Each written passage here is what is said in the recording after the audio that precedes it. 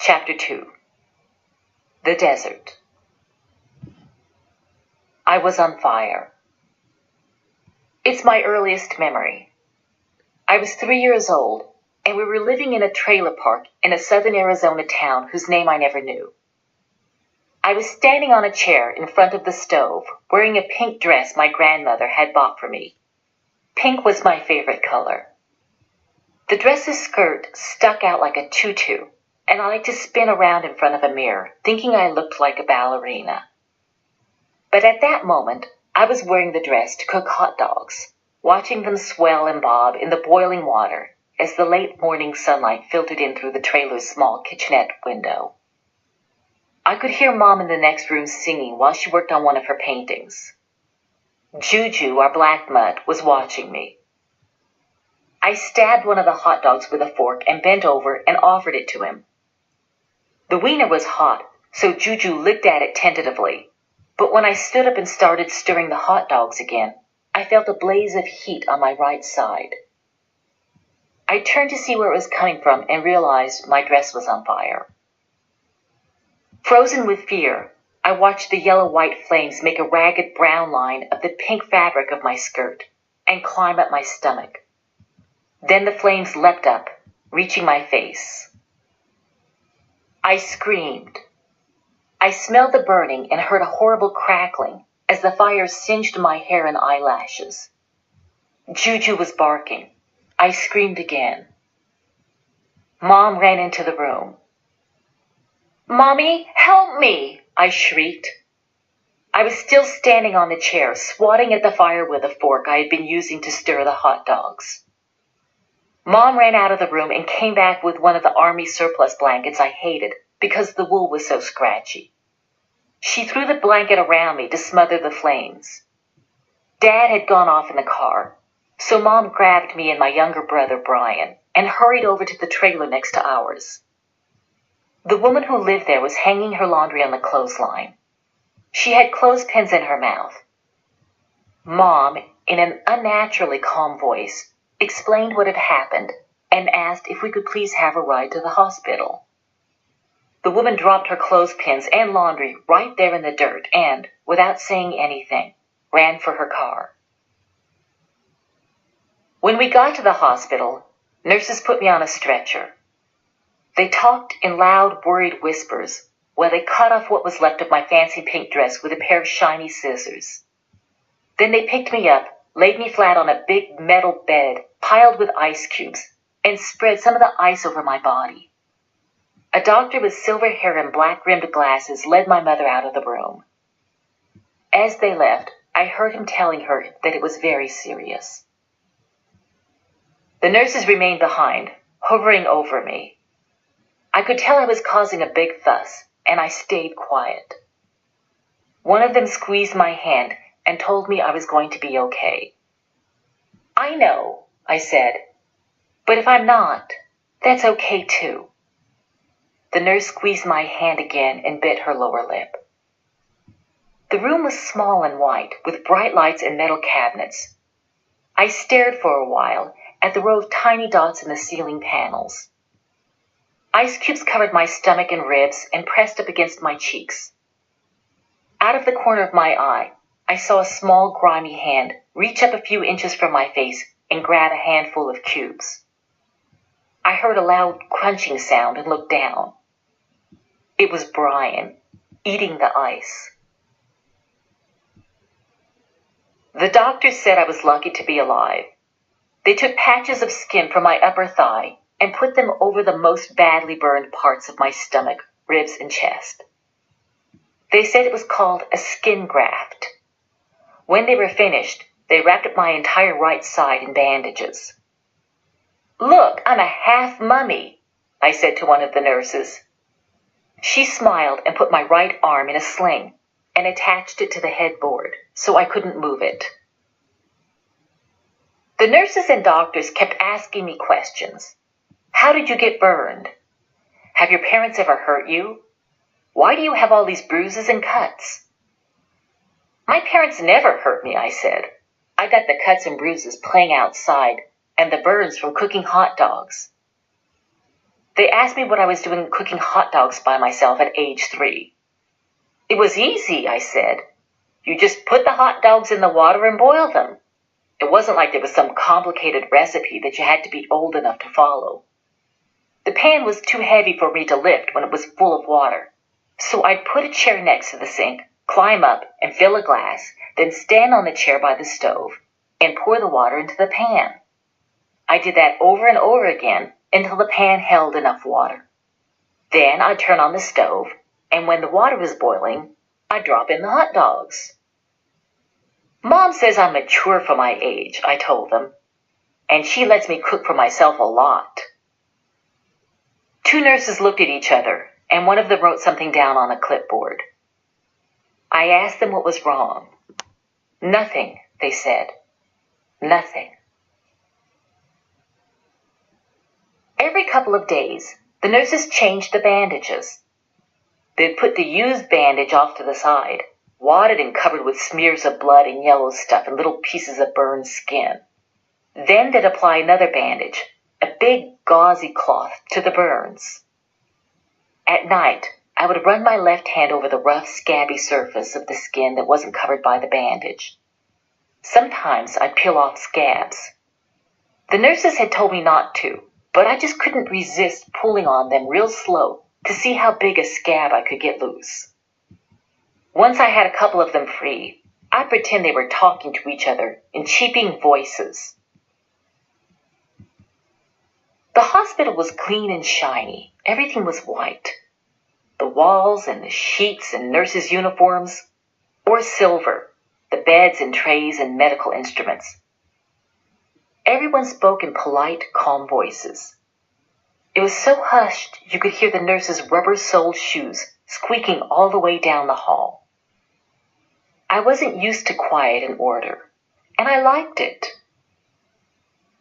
I also liked it that I had my own room, since in the trailer, I shared one with my brother and my sister.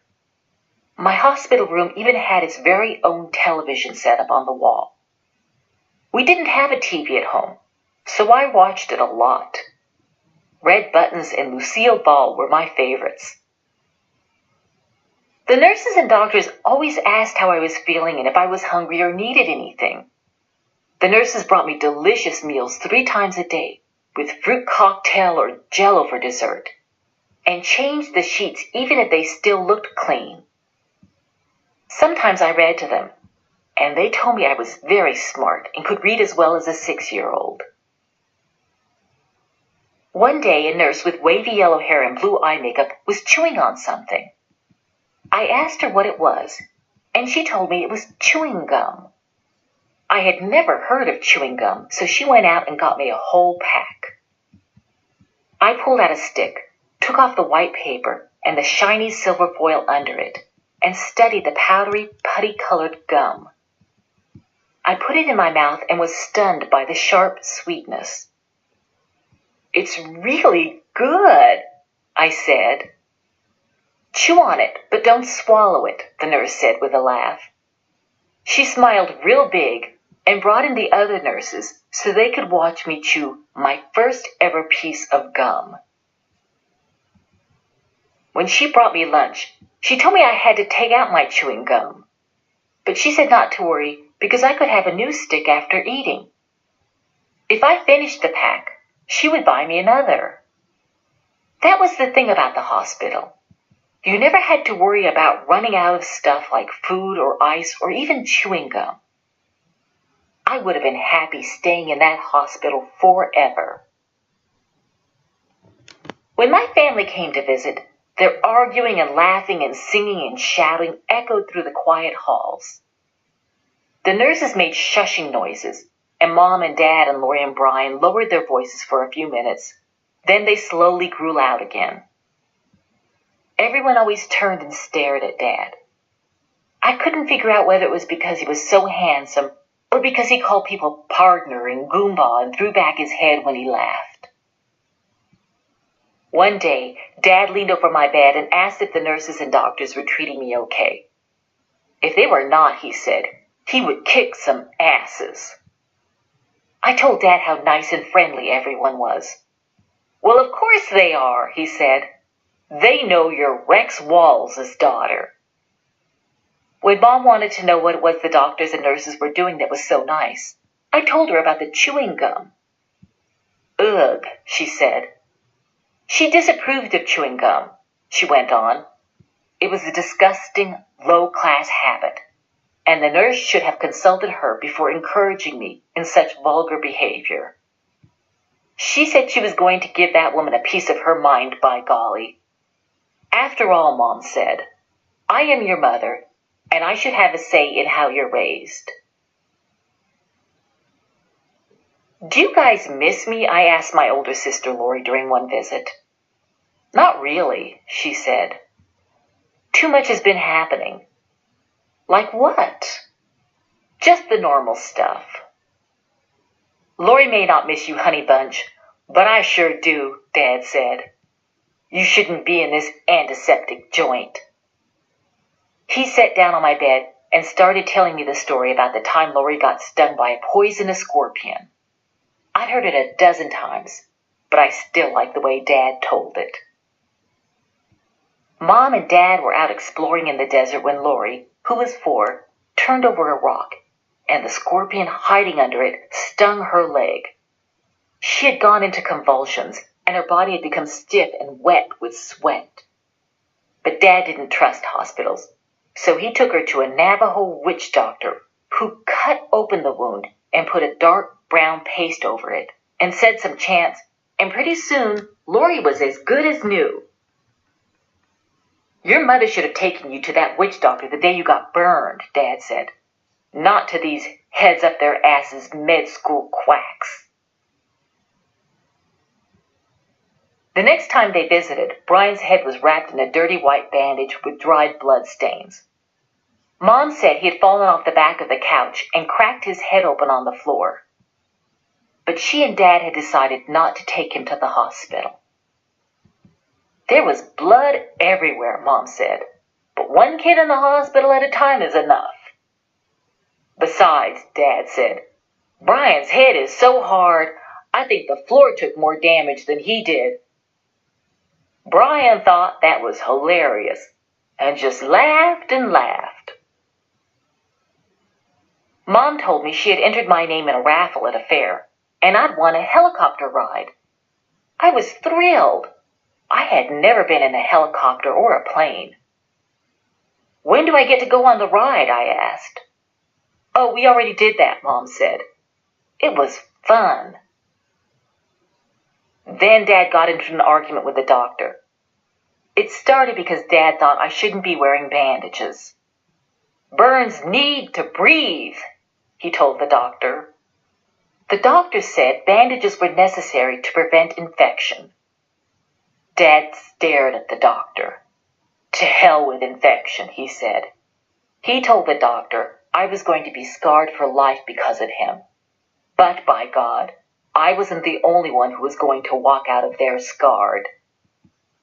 Dad pulled back his fist as if to hit the doctor, who raised his hands and backed away. Before anything could happen, a guard in a uniform appeared and told Mom and Dad, and Lori and Brian, that they would have to leave. Afterward, a nurse asked me if I was okay. Of course, I said. I told her I didn't care if I had some silly old scar. That was good, she said, because from the look of it, I had other things to worry about.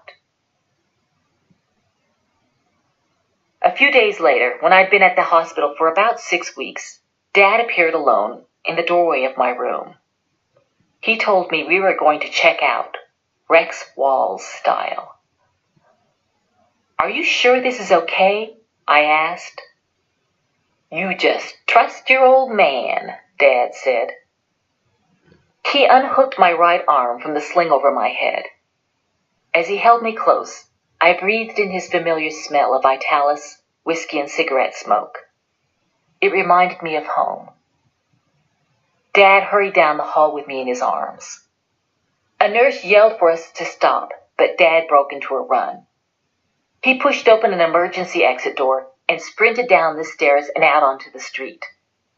Our car, a beat-up Plymouth we called the Blue Goose, was parked around the corner, the engine idling, Mom was up front, Lori and Brian in the back with Juju.